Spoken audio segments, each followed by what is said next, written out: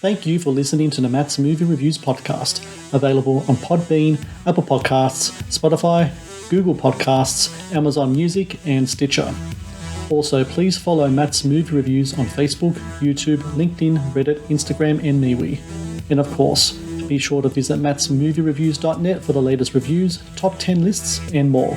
Now, on to the show.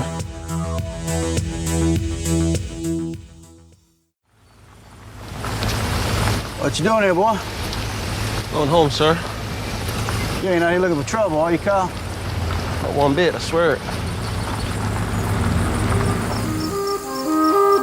Hands on! It is that time of year again where we get 20 people to stand around a truck with one hand on it, day and night. The last person standing, with their hand on it, mind you, wins that truck. Not a word. You didn't see nothing. I need that truck. Isn't it dangerous? I mean, to leave a bunch of people standing out in the heat without any sleep? No, it's a blast. I'm not taking my hands off the truck. Hey, you get your gun! Buzzer's about to sound. Hop to it. Come on, break's over. You want to win this truck, don't you? It's such a blast, I'm telling you. I'm telling you. For real. Hands on, about to hit the 40-hour mark. Expecting this thing to go over 100 hours.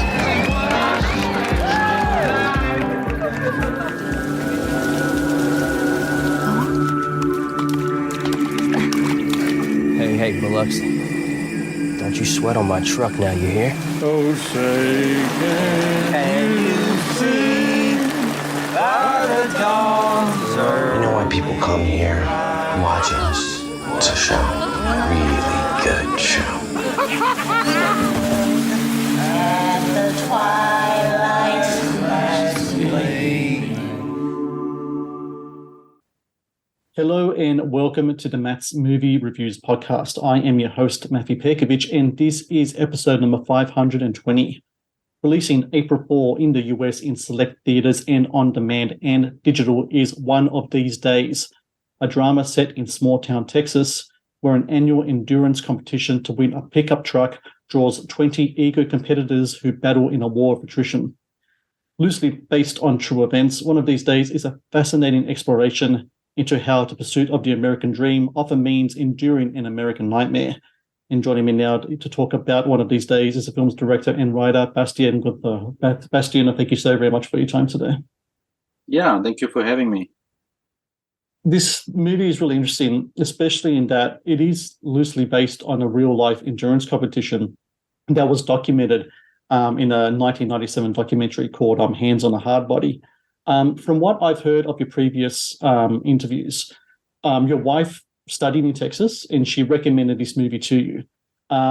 When you watched the film, what was it about the film that really stuck with you? And what also do you think was missing in that movie that you thought you could bring some more kind of more depth to the story? Because from what I remember from Hands on the Hard Body, while it was an interesting movie, it was more of a film that kind of looked at the ridiculous nature of the event as opposed to looking into the more human aspects of the people involved in it. Yeah, I think that's totally right. So when I watched it back in 2010, maybe, I guess, I thought it was a really entertaining movie. And as you said, it focused more on the bizarre moments and on, I guess, the entertaining, funny aspect of the whole competition. And that was also something that kind of, I don't know, I was a little confused that this documentary didn't really criticize the competition at all. Because it's very clear from watching this film that it is about exploiting people, and use them as an entertainment. People who can't afford to buy a truck participate in this contest, and they're basically like gladiators in an arena. And people swing by and watch it for an hour or two, have a drink, and then drive home. And so, immediately after watching it, I was like, okay, that was fun to watch, but there's something missing. And the whole perspective of like this is not cool, basically. And so this is then when I started researching more and basically finding this this tragic story that happened. What I really appreciated about your movie is that it's a film that, although set in the South, although dealing with this larger-than-life scenario, it's not a film that delves into caricature in any way. It's not a film that delves into, like another filmmaker could have easily done a kind of like a Christopher Guest style comedy, like a mockumentary kind of thing, and have all these sort of larger life characters do that. But thankfully, yours didn't do that. And I think in delving into the exploitative nature of what's happening to these people, and also presenting the humanity behind these people in these yellow shirts, I think it was a very important decision on your part. Mm-hmm. Yeah, you're right. You don't see very often films that are set in the South that treat the characters in a very serious or true way. It's very often, as you said, it becomes kind of a cliche. And me being an outsider and being originally from Germany, I think maybe helps a little bit to get around this, because you have to just observe more and you have to learn. And that's what I felt I had to do.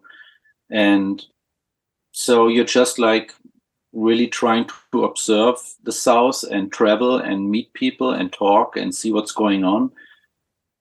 And on the other side, I've been here now for long enough, I guess, like 13 years, that I guess I understood, or I have understood a little bit now of the culture here.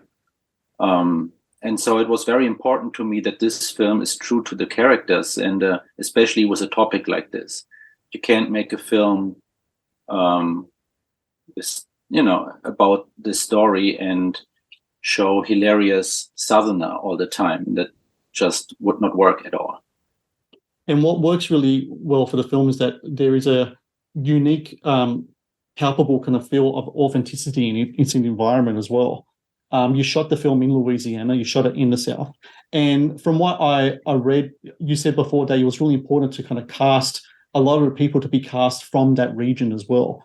Why did you feel that casting people from that region would be so important for this story, as opposed to maybe, with the exception, of course, of Joe Cole, the lead, which we'll talk about soon, as opposed to getting someone from, I don't know, northern states, for example? Why is it that the South-specific actors and talent from there are so important to play these characters? Yeah, I think there are several things. First, I wanted them all to have a Southern accent and really blend in. The story is set in a very small Southern town, and so I wanted it to really feel like these are all people who live here, who know each other, and they all talk in the same way, in the same slang, the same accent, but also people from the South, they just know the South.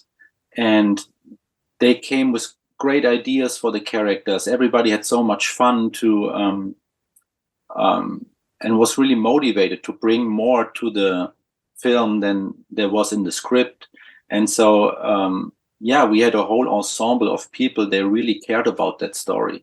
And so that was important too, that, being from this part of the country, you just know what it's about, and you treat your character that you play well, and you don't betray it, And so these were, I guess, the two reasons why I really wanted to have like Southerners, like Carrie Preston. She's from Georgia, I think. And this was just great to have all these people from the South in this film. When it came to Joe Cole, who plays the role of Kyle, who out of all of the characters, he's kind of like, I guess you could say, the main focus outside of Carrie's character as well. He's a fantastic actor in the point that I was watching the movie and I know I was looking at Joe Cole, but the accent was so authentic and the demeanor as well was so different to what I've seen him do before that I was kind of second guessing myself in that context. casting him in this movie, what was it like working with him, and what is his process like? Because from what I understand about the way he approaches his roles, he's someone that really kind of likes to stick with his character throughout production. Is that something that was something that happened here as well? Yeah, totally. So when he, I think he arrived like a week before we started shooting. And when he arrived, he didn't have his accent down. He was still talking in his British English, and I was like, "Oh, let's see if this works." And but we had a very good dialect coach in New Orleans, and she worked with him every day. And after 2 or maybe 3 days, Joe started talking the whole time in the Southern accent.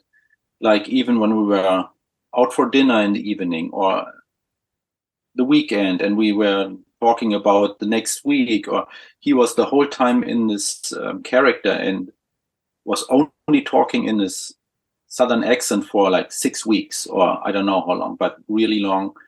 And so that was really great. I mean, he really dived into it and stayed in the character. And when we were done with the shooting, suddenly the goofy British guy popped up again, and with his British English, and there was Joe Cole again. So yeah, it was great to see this happening right in front of my eyes, basically. And working with him was great. He's super focused, and since he was in this role of Kyle, who is kind of like a very quiet guy, it was mostly me talking to him in the breaks or when I was giving him directions. He was mostly just listening and taking it in and then doing his stuff. And it was great. And after 6-7 weeks, we were done, and his British accent came back. The Matt's Movie Reviews podcast is brought to you by TeePublic. TeePublic is the world's largest marketplace for independent creators to sell their work on the highest quality merchandise. With over 1.2 million designs, TeePublic is sure to have something you'll love. The Matt's Movie Reviews podcast is brought to you by Amazon. The world's leading online store, Amazon is your first stop to buy a wide range of products at competitive prices with fast delivery times. Amazon is also a world-class entertainment hub that includes Prime Video, Audible, Twitch, Amazon Music, and more. Sign up with Amazon today and experience the best in online shopping and entertainment. Please support Matt's Movie Reviews on Patreon. Get access to exclusive content, request movie reviews and top 10 lists, and help support my work. Please click on the Patreon link in the description below. The Kyle character, what you do with the film narrative-wise and structure-wise is really interesting in that you kind of flip the script in a certain way, in that you kind of see who he is as a person post the competition. I don't want to give away too much as to how that all kind of works out, but it's really interesting because to me, his character says a lot about manhood, the fragility of manhood, the need to be a provider, and the desperate kind of situation that he finds himself in, where even buying nappies for his children, that becomes a marathon in itself because his car keeps breaking down all the time and he needs his truck. How important was it for you and Joe to delve into the backstory of this character and talk about who he was, not only as a person who is in a desperate situation, but very much so, even though he was a man with a temper, he's very much a loving man and a sensitive man who has just really found himself in a situation where he can't be the provider that he wants to be in during the competition when his manhood is questioned. I think it's really something of a switch that goes off in his brain that kind of drives him over the edge there. Mm. Yeah, I mean, I see Kyle as a very vulnerable person, and he has a temper, but he is, as you said, loving, and he feels a lot of pressure, or maybe he puts himself under a lot of pressure during this contest. That's his chance maybe to prove that he can provide for the family, that he is not, a loser, or so that's his chance. And this pressure builds up, and combined with all these games that they play around the truck and provoking, all that stuff. And after 4 or 5 days of sleep deprivation and just standing there, he can't, take it anymore. But for me, it was really important from the beginning when I started writing the script that Kyle gets a chapter at the end of the film where we see him before even the contest starts. And the reason was, for me, I wanted to create a feeling. So these competitions, they play with hope. And they say, okay, if you win that truck, everything will be fine, which is, of course, not true. And so I wanted to create a feeling at the end, or a scene that looks, if you just see the scene, like a happy end. But because you know what's coming, it's like bittersweet, or, sad. And so, but I really wanted to end with Kyle and his family being actually hopeful at the end of the film. But as we all know, by then it is not. And also I wanted to give him that backstory at the end, because he's one of these 20 people standing around the truck. So he's one of these yellow shirts. And I think you get a feeling while you're watching his backstory that everybody else has a story as well. Yeah. So he's kind of representing the other 20 people. Everybody has a reason to be at the truck. Everybody has a life, a story. But this is what happens. You watch 20 yellow shirts around the truck, and it's like one pile of entertainment in front of you, but you don't see the individual. Yes. And so by seeing him in the end, I hope that people will think about it. I talked to my intro about how this contest is kind of like a war of attrition. All these people trying to grind the other person down psychologically, or what have you. There are some real extremes in the way people go about doing so. When you were doing your research into, this story and I'm sure there's other stories like it with these endurance competitions. I know I've seen videos of ones that have happened in Europe and other places as well. Did you come across any of these kind of like examples of the extremes people will go to try to outdo and outwit other people? And were those examples things that we see in the movie as well? Well, there is this, I don't want to give away too much, but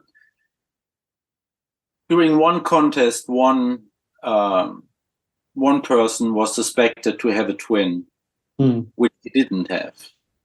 But people told me about it, that they were suspecting him to have one, because he was always going on a jog in the 15-minute break, and he won the truck, and he was not tired. Even after 120 hours, he was still standing like it was nothing.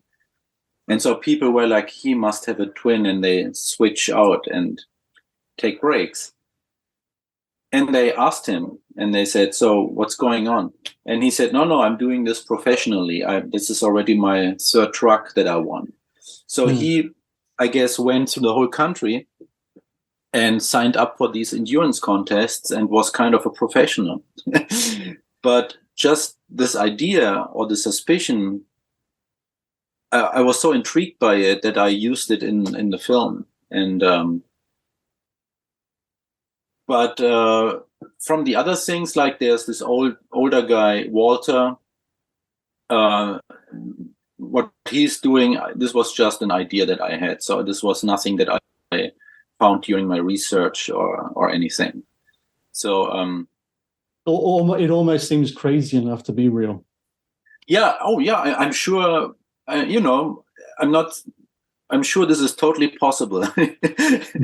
And I didn't come across it, but if somebody told me, yes, somebody did it, I would say, yeah, sure, I believe it. Yeah. I believe it. Final question.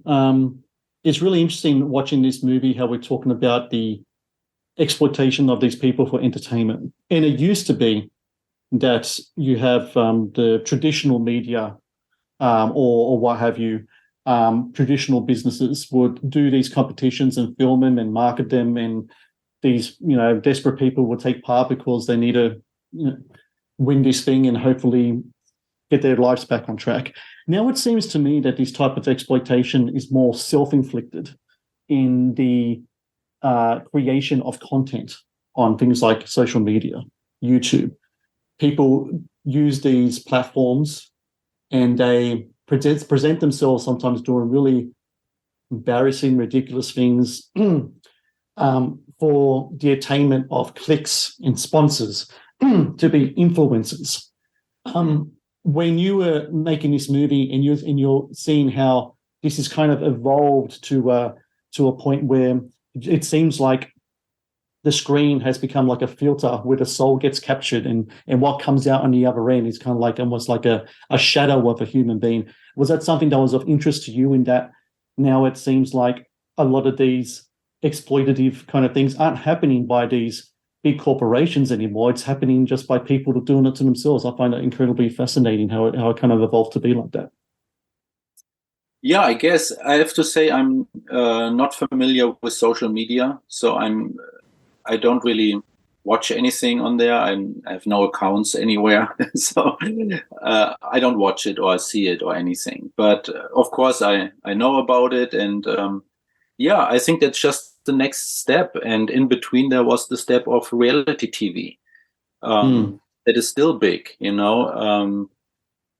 This is why reality TV is so successful, and I think it is what you just said, similar to TikTok or Instagram, and where people can just lean back in their chair and watch other people suffer, or making fun of themselves, or being ridiculous or an idiot, and it's about Schadenfreude. It's about having a distance, watching it from far away, and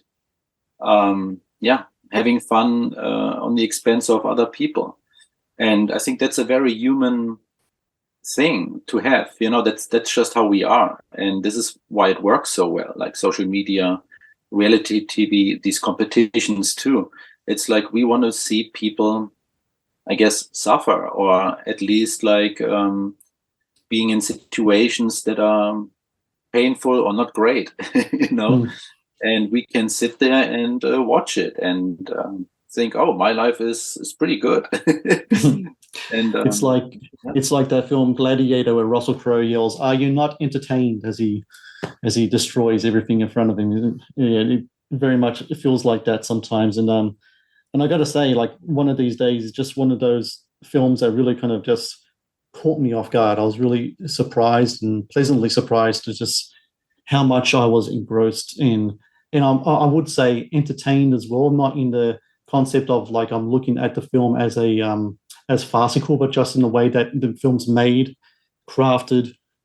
I could really feel the heat and the humidity and the and everything else coming from the screen. And I got to say to everyone out there listening, April 14 in the US, one of these days releases in select theaters, on demand and digital. I really recommend, if any of you people out there are in those states or those cities where the film is in the theater, go watch it in the theater, because this is a film that needs to be seen on a big screen. You got that Deep South environment. You got the performances. You got it all comes together beautifully in the end. And Bastian, I just want to say thank you for your time today, and congratulations with the film. It's a really remarkable movie, and I thank you for your time again today. Thanks so much. Thank you. I appreciate it. Thank you for watching the Matt's Movie Reviews channel. Please subscribe for more reviews, podcast interviews, and exclusive content. Also, if you would like to request a review and support my work, please join my Patreon via the link in the description below.